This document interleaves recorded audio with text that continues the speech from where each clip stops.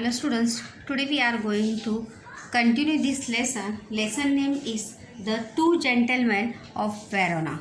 Last period we are seeing the what the two boys meet the narrator and what then happened between the two boys and the narrator. So let me see ahead what happened then.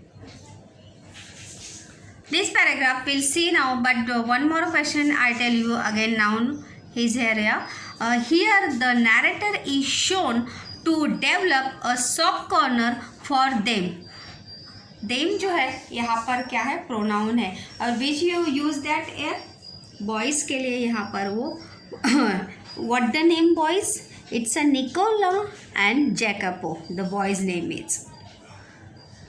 To develop जो है यहाँ पर infinitive word से I tell you the last period and before that the period now I tell you when the यहाँ पर जब verb के पहले टू लगता है तो उसे क्या कहते हैं, इन्फिनेटिव वर्ड कहते हैं. क्या कहते हैं, इन्फिनेटिव वर्ड. देखिए यहाँ पर क्वेश्चन भी आता है जब पैसेज दिया जाता है तो find out the infinitive words from the passage. तो यहाँ पे देखिए टू अर्न है, देन टू डेवलप है यहाँ पर, for them in his heart. तो सॉफ्ट कॉर्नर यानी उनके प्रति आत्मीयता जो है, अपनापन जो है राइट नरेटर के मन में निर्माण होने लगा. He finds them to be innocent, serious, pleasant and earnest. These qualities in these boys. Question भी है the boys qualities. The verbs का question यहाँ पर आएगा. तो यहाँ पे 4 qualities here now. He finds, who finds, the narrator finds them to be innocent, serious, pleasant and earnest. Earnest यानी यहाँ पर इसका अर्थ है मेहनती. प्लेजेंट यानी बहुत ही शांत है. सीरियस यानी गंभीरता, अपने कोई किसी भी काम के प्रति गंभीर होना. इनोसेंट यानी बहुत ही निष्पाप, जिसे कहते हैं सर्वसाधारण ऐसा. तो यहाँ पर ये 4 जो है उसके आंसर है वेब्स के में दिया जाएगा. First is innocent, then second is serious, third one is pleasant and fourth one is earnest. Okay, let me see ahead.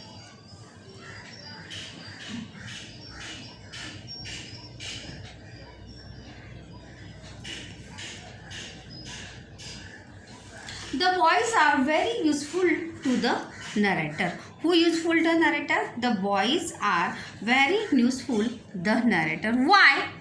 They were very willing to satisfy all that the narrator requires यानी ज़रूरत, आवश्यकता, needs. They are very willing. Willing मतलब बहुत ही यहाँ पर will का अर्थ होता है यहाँ पर इच्छाएं, ज़रूरतें, इच्छाएं. टू सेटिस्फाई भी देखिए यहाँ पे इन्फिनेटिव वर्ड से यहाँ पे, because satisfy also is a verb. Satisfy यानी पूरी करना, खरा उतरना. All that the requires narrator requires यानी ज़रूरत है. They are also found selling newspaper. Who are also found selling newspaper. The two boys found selling newspaper बेचते हुए भी वहाँ पर वो नरेटर को नज़र आए थे. by the narrator one stormy night. stormy यानी तूफानी रात, stormy यानी तूफान. One day when the narrator asks if he can help them in any, they say they will be very grateful if they get a lift to the nearby village Poleta. Then the one यहाँ पर लेखक narrator जो है यहाँ पर एक incident यहाँ पर हमें यहाँ पर बता रहे हैं कि that the one day it's a stormy night and the two boys meet the narrator, and when the narrator asks if he can help them any, they say, तो नरेटर उन्हें पूछता है. देखिए यहाँ पर इसका अर्थ है कि he can help them in any, they say narrator ने उन्हें पूछा कि क्या तुम्हें कोई मेरी मदद की आवश्यकता है। दे say, who say, the two boys say, we will be very grateful, हम आपका बहुत ही आभारी रहेंगे। इफ दे गेट, अगर they get a lift to the nearby village Poletta, अगर आप हमें पोलेटा जो है इस विलेज नेम, अगर आप हमें अपनी गाड़ी में बैठने की अनुमति देंगे और वहाँ तक इस पोलेटा गांव में अगर आप हमें छोड़ेंगे तो आपकी क्या होगी, बहुत ज़्यादा मदद होगी। Although it doesn't came in the narratives that he takes them there, इसके पहले कभी भी वो दो लड़के जो है निकोला एंड जैकब को कभी भी इसके पहले नैरेटर से कोई भी मदद उन्होंने नहीं ली थी। The boys get down in a building and ask the narrator to wait a nearby cafe. The boys get down, वो दोनों भी जो है गाड़ी से नीचे उतरते हैं। In a building and ask the narrator to wait in a nearby cafe. To wait यानी इंतज़ार करना। यहाँ पर देखिए टू वेट भी यहाँ पर क्या आया है, इन्फिनेटिव वर्ड्स आया है। तो वहाँ पर नरेटर को वो कहते हैं, वहाँ पर जो कैफ़े है, कैफ़े हाउस है, वहाँ पर उनका इंतज़ार करने के लिए कहते हैं। Until they return within an hour, वो जो है 1 घंटे में लौट कर वहाँ से आते हैं। रिटर्न यानी वापस लौटना।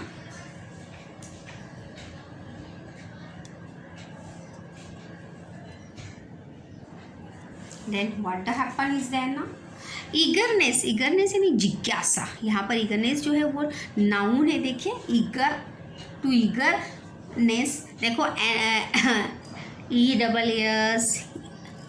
ESSION, इससे जो है बहुत सारे नाउन जब हम फॉर्म देखेंगे तब मैं आपको बताऊंगी, लेकिन यहाँ पे ईगर का ईगरनेस जो है यहाँ पे क्या बना है, नाउन्स यहाँ पर बना है।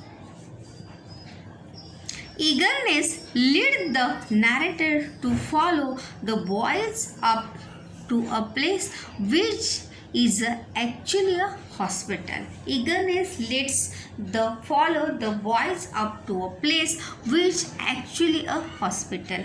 जिस जगह पर वो लोग गए थे और अपनी जिज्ञासा, मतलब वहाँ पर नैरेटर के मन में क्या थी, जिज्ञासा नहीं माने एक्साइटमेंट था कि वेयर दे गो, वो कहाँ जा रहे हैं, किसे मिलने जा रहे हैं। So he follow the 2 boys actually a hospital, और जहाँ वो लड़के गए थे वो क्या था, एक सही में वो क्या था, एक हॉस्पिटल था, दवाखाना था।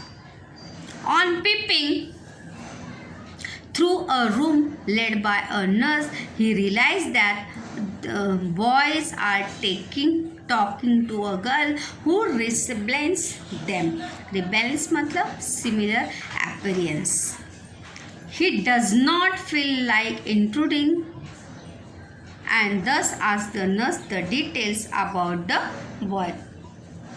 वहाँ पे हॉस्पिटल में जाने के बाद ऑन पीपिंग यानी देखना, थ्रू अ रूम, वो पूरे रूम में वो देखते हैं, led by a nurse he realise that the boys are talking a girls, और वो जो लड़कों ने बताया था उनकी बहन के बारे में कि उनकी बहन जो है उसको ट्रबल क्लासेस हुआ है और वो क्या है, उससे जूझ रही है उस बीमारी से, और इसीलिए अपनी बहन को ठीक करने के लिए, उसके इलाज करने के लिए वो बहुत सारे ये सभी काम जो है वहाँ पर करते हैं।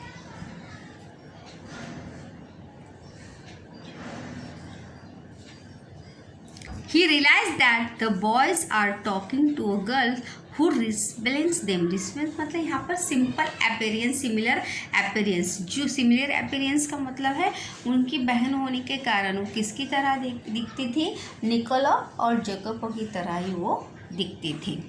और जिस लड़की नरेटर रियलाइज दैट, जिस लड़के के बारे में उन लड़कों ने बताया था, मे बी शायद ये लड़की क्या है, वही है कि जिसके इलाज के लिए वो सब ये काम करते हैं। He does not feel like intruding, intruding यानी अनइनवाइटेड, इंट्रूडिंग यानी इनवाइटेड, क्योंकि वो यहाँ पर बिना बुलाए वहाँ पर गया था। Who narrator, he does not feel like intruding and thus asks the nurse the detail about the boys। और वहाँ पर वो come to a place where one is uninvited, intruding मतलब बिना बुलाया गया व्यक्ति, जो जैसे कहते हैं ना कि बिन बुलाए मेहमान आया, तो उसी प्रकार से वहाँ पर नरेटर जो है उनके रिश्तेदार थे क्या? नहीं, वो कोई भी उनके साथ उसका रिश्ता नहीं था, लेकिन इसके बावजूद भी narrator asked the nurse the detail about the boys, उन 2 लड़कों के बारे में नरेटर जो है पूरी डिटेल्स यानी विस्तार में पूरी जानकारी जो है नर्स से वो ले लेते कि what the happen and what the doing is this now. This is when the nurse tells him their heart-rending story। heart-rending story यानी बहुत ही दुख भरी कहानी। heart-rending मतलब दुख मतलब तकलीफ देने वाली, दिल को दहलाने वाली, ऐसी बहुत ही जैसे हम कहते हैं हिंदी में दर्द भरी कहानी, तो वैसे heart-rending story। This is when the nurse tells him their heart-rending story। Heart rending यानी कॉजिंग ग्रेट सॉरो यानी बड़ी दुख भरी दर्द भरी कहानी। Rending story about their father being killed in a war and their home being destroy in the war and their sister suffering for trouble classes. तो sister वहाँ पर नर्स जो है क्या बताती है कि वहाँ पे उनकी कहानी जो है बड़ी ही दुख भरी है। His father a death, their father being killed in a war। उनके पिताजी की युद्ध में, उनके पिताजी जो युद्ध में मारे गए हैं और उनका पूरा घर भी उस युद्ध में क्या हुआ है? डिस्ट्रॉय यानी नष्ट होना, पूरी तरह से नष्ट होना। डिस्ट्रॉय इन द वॉर यानी युद्ध, लड़ाई। And their sister suffering from trouble classes, और उनकी बहन भी इस टीबी बीमारी से क्या है? त्रस्त है, परेशान है। इस यहाँ पर देखिए क्वेश्चन हम देखते हैं यहाँ पर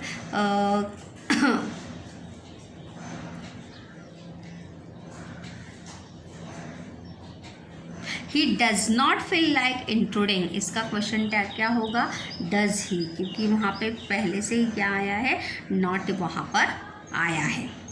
and Nicola and Jacobs are very earnest boy, क्या आएगा इसका? Aren't they, because it's a plurals, 2 वहाँ पर है इसीलिए वहाँ पर क्या आएगा? दे आएगा।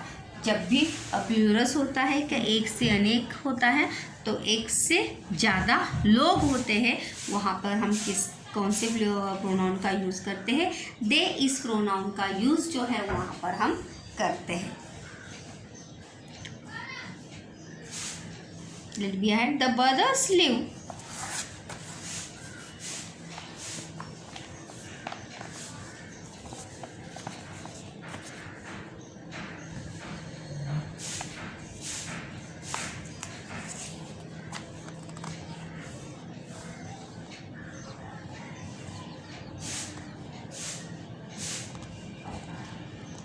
The brothers live in a shelter and literally starve only so that they can pay for their sister treatment। The brothers live in a shelter, shelter यानी कहीं भी रहना, मतलब घर ना होना, मतलब जहाँ जगह मिली है वहीं पे रहना, वहीं पे अपना गुजारा करना। इन अ शेल्टर एंड लिटरली मतलब पूरी तरह से, कभी कभी लिटरली स्ट्राव यानी भूखे रहना, कुछ भी खाने को न मिलना, स्ट्राव इसका अर्थ है। ओनली सो दैट, और कभी कभी वो भूखे भी उन्हें रहना पड़ता है। Because only so that they can pay for their sisters treatment, सिपो इसीलिए भूखे रहते हैं, घर नहीं लेते हैं या कहीं भी जहाँ जगह मिले वहीं पे वो रहते हैं, बिकॉज दे पे फॉर देयर सिस्टर्स ट्रीटमेंट, क्योंकि वो अपने बहन का इलाज कर सके, अपनी बहन के इलाज के लिए पैसे जुड़ा सके। So keeping a secret and helping their sister, they have shown that war has not spoken their spirit. Not spoken their spirit, the meaning is not reduce eagerness to do something. मतलब जिज्ञासा जो है कुछ करने की कम होना। So keeping a secret, secret यानी रहस्य, and helping their sister, they have shown that war has not shaken their spirit. मतलब कोई भी लड़ाई या कोई भी मुसीबत जो है उनके ईगरनेस को या स्पिरिट को जो है कम नहीं कर पाई। They are noble and gentle and great human being in their own special and subtle way. Subtle यानी है difficult to find out, मतलब मुसीबतों में से रास्ता निकालना या मुसीबतों को पार करते हुए आगे बढ़ना। So keeping the secrets and helping. So keeping a secret. So when the narrator heard the whole story tell by nurse के द्वारा जब नरेटर ने पूरी स्टोरी सुनी तब उन्होंने so keeping a secret and helping their sister, they have shown that war has not shaken their spirit. तो वहाँ पर नरेटर ने ये तय किया था, लेखक ने, कि वो अपना नाम गुप्त रखते हुए किसी को बिना न पता चलते हुए वो उनकी बहन का क्या करेंगे, इलाज करेंगे। And war has and they have shown that war has not shaken their spirit, और ये दिखाना चाहते थे कि not reduce eagerness to do something. They are noble and gentle and great human beings in their own special and subtle way. They are noble and gentle and great human beings. वो बहुत ही noble and gentle, यहाँ पर क्या है, adjective है, क्या है, adjective. And what the meaning is subtle यानी difficult to find out. Difficult to find out मतलब कठिनाइयों से रास्ता ढूंढना, कठिन मुसीबतों में से रास्ता निकालना। ग्रेट ह्यूमन बीइंग मतलब एक अच्छा इंसान वही होता है जो कि अपने तरीके से मुसीबतों में से क्या निकालता है, रास्ता निकालता है या किसी की मदद करना वो चाहता है। दिस स्टोरी डिस्टिंक्टली यानी क्लियरली, डिस्टिंक्टली यहाँ पर क्या है, एडवर्ब है। जब मैंने बताया कि जब ly प्रत्यय लगता है तो वो क्या हो जाता है, एडवर्ब हो जाता है। This story distinctly talks about how true the implication से, एम्प्लीकेशन यानी फोकस ऑन अ स्टेटमेंट से, says where there is will there is a way. ये देखो यहाँ पर इसका ट्रांसलेशन पे, जहाँ चाह होती है वहाँ राह होती है। मतलब this story distinctly talks about how true the complication से, मतलब हम अपनी बात को किस प्रकार से सच साबित कर सकते हैं या अपनी बात को किस तरीके से पूरा कर सकते हैं या पूरा करने के लिए हम किस प्रकार से सक्षम हैं। तो यहाँ पर आपको मुहावरा वो हिंदी में जैसे हम कहते हैं कि जहाँ चाह होती है वहाँ पे राह होती है। Where there is a will there is a way, जहाँ चाह होती है वहीं पे राह होती है। चाह यानी इच्छा, जहाँ पे इच्छा होती है कुछ करने की वहीं पे हमें क्या निकल आते हैं, रास्ते भी निकल आते हैं। That what the moral of the story in this lesson now, that never low your confidence, हमें अपना कॉन्फिडेंस जो है कभी भी लो करना नहीं चाहिए। And you don't